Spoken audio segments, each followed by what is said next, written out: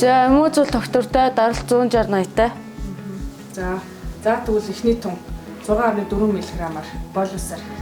Манай Орхон аймгийн хүссэн ажиллагаа эмчилгээний төв бол онцлогоо эмчилгээний шинэ техник технологиг хамгийн түрүүнд бусад аймаг хотуудаас бүр яривал бүр дүүргийн эмнэлгүүд те зарим лавлгаачлалын эмнэлгүүдэд хийгдээгүй тусламжигч бас нэвтрүүлдэг, төрүүлж нэвтрүүлдгээрээ бас давуу байдаг.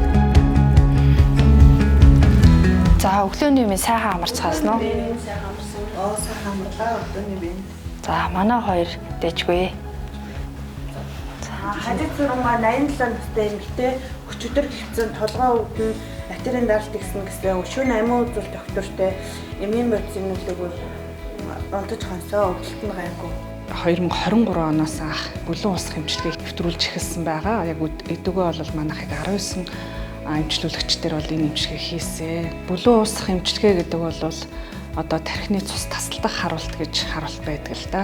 За тэгээ энэ харуултын бол эмчилгээний нэг гол арга байдаг.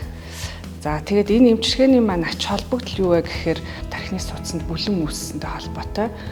Өвчтөн маань тархины харуултын шинж тэмдэг илэрдэг байхгүй. Тэгэхээр тэр бүлэнг хайлуулах уусгах гэсэн.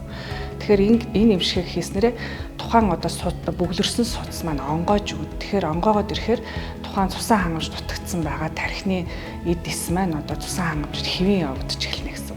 Тэгээд ирэхээр тэр хүний маань харуултын шинж тэмдэг буурах зарим хүнд бүр арилах зам харуултын дараах хөдөлмөрийн чадвар алдалт сэргэлтэнд бол нэлээд өндөр ач холбогдолтой эмчилгээ байгаад байгаа маа. Уг эмчилгээ маань нэлээд өндөр өртөгтэй.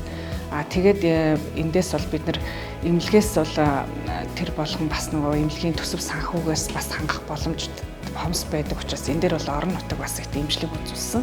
Тархины харуулт гэдэг маань өөрөө цаг хугацаатай маш их уралдаж идэг өвчин байдаг байхгүй. Тэгэхээр тийм болохоор харуултын шинж тэмдэг эхлэхэд эхний 3 цагтаа ирсэн үйлчлэгчд хийж байгаа болохоор бид нар бас нэг талаасаа бас орон нутгийн давуу талж байж магадгүй